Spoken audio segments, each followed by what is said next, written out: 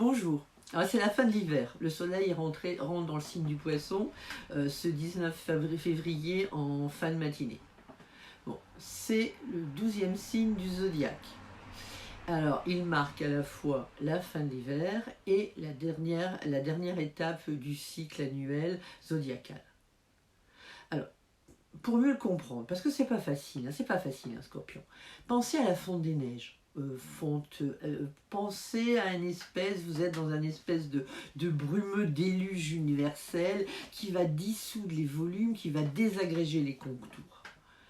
C'est un monde nébuleux, vaguement immatériel. L'esprit n'arrive plus à distinguer ce qui s'achève de ce qui recommence. N'oubliez pas, le Poisson est un signe d'eau, c'est un signe mutable et c'est un signe de tendance féminine. Alors, pensez à une immensité, l'océan immense, trouble, glauque, où les formes s'engloutissent, se fondent, et c'est un petit peu comme si nous aurions une poupée de sel que nous mettrions dans la mer. Et puis, le Poisson se situe sur l'axe Vierge-Poisson. Alors, l'axe, c'est tout simplement, si vous prenez le zodiaque, vous avez d'un côté la Vierge et de l'autre côté le Poisson. Alors, d'un côté, la Vierge, c'est l'individuel, le Poisson, le collectif. La Vierge, c'est le rationnel, le Poisson, l'irrationnel. C'est le personnel et c'est le tout. Alors, imaginez par exemple que la Vierge, pour vivre, elle utilise un microscope, alors que le Poisson, c'est un télescope. Alors, ce Poisson, il est dirigé par Neptune, qui représente l'intuition des profondeurs, les dons d'identification, d'inspiration, de réceptivité, de médiumnité. Mal aspecté, ce sera malheureusement confusion, indifférenciation. Alors, notre signe se développe dans un paysage flou, un peu comateux, où les lignes s'estompent et où les particularités se désagrègent. Voici pourquoi le Poisson, il est toujours un petit peu comme un citoyen de nulle part. Mais il arrive à prendre les couleurs et les masques des circonstances, de son niveau social, de l'endroit où il travaille. Enfin, vous voyez, un petit peu comme un caméléon. Il est profondément malléable. Malheureusement, ça le rend influençable, impressionnable. Et il est sensible à tous les courants qui passent, parce qu'il les ressent en fait. Et il a parfois une difficulté de choisir, et cela lui pose des problèmes pour s'engager, parce que pour lui, c'est pas facile. En fait, son grand besoin, il a un besoin de fusion. Il a un besoin d'effusion, c'est un tendre. Et cela, ça peut le pousser au sacrifice ou à la négation de sa propre personnalité. Cette irrésolution, cette liquéfaction, ça va le maintenir dans un comportement un petit peu évasif et tâtonnant, quelque part. Il cherche à se dissoudre lui-même pour se sentir vraiment exister. Son problème essentiel est donc de sauvegarder ou de réaliser une certaine unité intérieure. Alors, on dira qu'il nage sans cesse entre deux eaux, mais sans référence concrète, il vit sur le mode de l'osmose et il succombe facilement à la suggestion. Il va épouser une certaine façon de vivre, il peut s'esquiver devant les problèmes et se dérober devant l'obstacle. Alors, en cas de danger immédiat, il va se réfugier, généralement, dans son monde de fantasmes, de visions intérieures. Son caractère équivoque le prédispose à la fabulation, aux chimères. En fait, ce qu'il rêve, c'est de se laisser envahir, de se laisser annexer dans un état de grâce réceptive qui débouche sur une fusion avec l'invisible. Ce qu'il veut surtout, c'est justifier son passage sur Terre en se rendant utile. Il a un grand désir d'être indispensable et possède une exceptionnelle faculté de plonger dans les profondeurs de l'être. Il ressent tout, donc il peut rapporter des trésors, il a des trésors d'intuition et des trésors d'imagination. En fait, cette faiblesse, on a l'impression que c'est une faiblesse, mais c'est une force créatrice inestimable. Mais il ne faut pas qu'il s'égare. Et surtout, il ne faut pas qu'il s'auto-sacrifie, parce qu'il peut avoir, un certain masochisme, comme s'il devait expier quelque chose. Chez certains poissons, la peur des tendances irrationnelles provoque un comportement diamétralement opposé. Là, on a affaire à un poisson d'un tout autre gabarit. Là, il pourra être, pour nier tout ça, il aura une logique, un violent refus de tout élan romantique. Mais cela créera chez lui un sentiment de solitude et d'exclusion. Alors là, sa souplesse, parce qu'il a une souplesse extraordinaire, va en faire un exceptionnel opportuniste, et quelquefois ça donnera un redoutable requin. Ça, c'était l'analyse d'un scorpion type, mais d'un poisson type. Mais cela peut vous paraître bien aride pour un poisson, c'est vraiment un peu bizarre comme expression.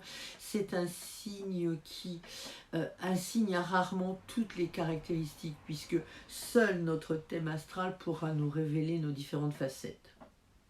Ça sera dû à l'ascendant, la place des planètes dans les différentes maisons, et tout cela va nous éclairer sur la personnalité, et bien sûr on subit aussi le rythme des transits qui vont nous donner, qui pourront nous montrer à quoi les poissons seront, la personne sera confrontée.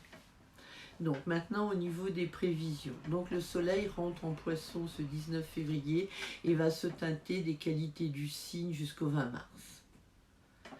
Le moment de l'anniversaire correspond en fait au moment du retour du soleil sur la position exacte qu'il occupait au moment de la naissance. Alors il faut savoir que l'anniversaire est un moment privilégié.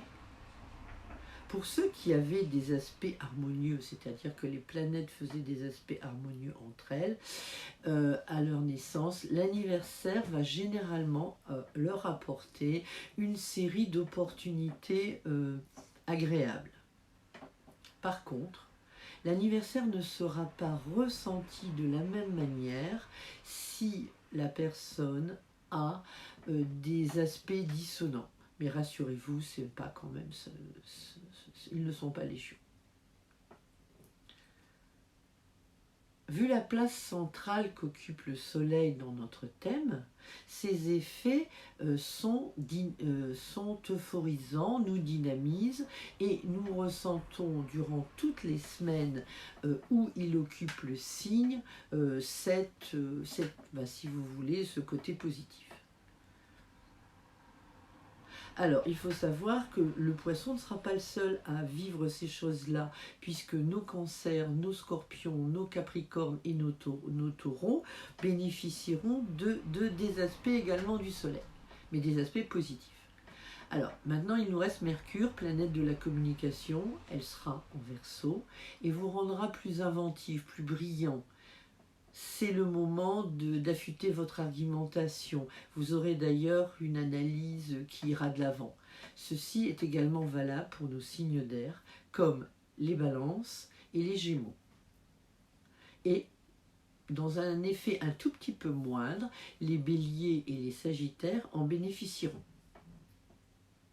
Et puis, maintenant, nous allons regarder Mars. Mars, c'est notre capacité à agir, c'est notre volonté, c'est notre action, c'est notre besoin d'aller de l'avant. Il est toujours en Capricorne.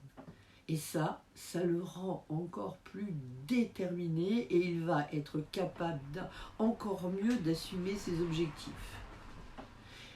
il réussira d'autant mieux qu'il est en conjonction, c'est-à-dire très près, avec Vénus qui va lui apporter un savoir beaucoup plus chaleureux et ça va lui permettre d'opérer des changements mais d'une façon plus souple, plus harmonieuse.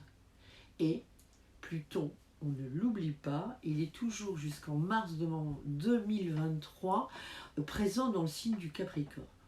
Alors, si les Capricornes bénéficient de cet aspect, les Taureaux, les Vierges, les Poissons et les Scorpions seront aussi de la partie. Je ne vous ai pas encore parlé de Vesta. Vesta, c'est un astéroïde.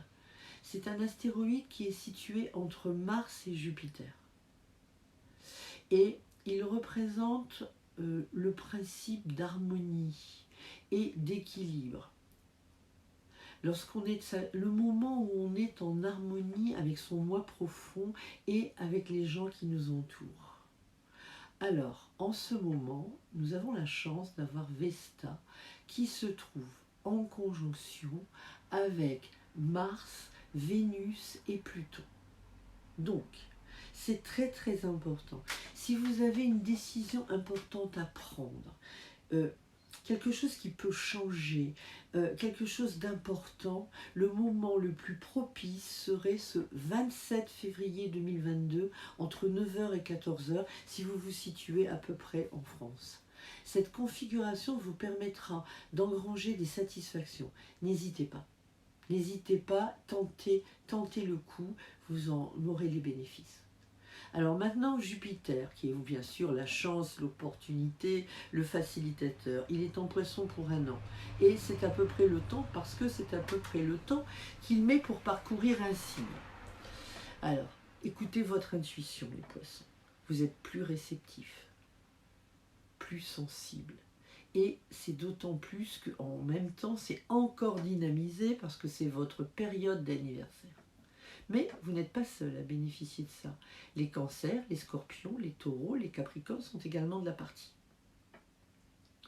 Alors Uranus en Taureau, un peu coincé mais en marche directe, stimule les besoins de créativité, d'autant plus qu'il fait un sextile, c'est-à-dire un bon aspect à Jupiter. Donc de ce fait, ça va l'intensifier davantage et l'encourager. Et cela sera positif pour les Taureaux, puisque Uranus est en Taureau, pour les Vierges, les Capricornes, ainsi que les Poissons et les Cancers. Saturne en Verseau nous demande une profondeur dans notre réflexion. Il le demande aux Verseaux, aux Balances, aux Gémeaux, aux Sagittaires et aux Béliers. Donc, pour nous, c'est le moment de faire, parce que je suis Balance, hein, c'est le moment de faire du tri, de s'organiser et de se projeter sur le long terme. Alors, si mon travail vous intéresse, vous pouvez me suivre sur ma page Facebook sur Myriam Drouet, D-R-O-U-E-T, astrologie, hypnose spirituelle, ou sur l'onglet de la page de Myriam sur le site www.opal comme la pierre, cristal, cristal.org. Alors, je vous dis, si ça vous intéresse, à bientôt pour le signe du zodiaque, du bélier, pardon, premier signe du zodiaque. Au revoir.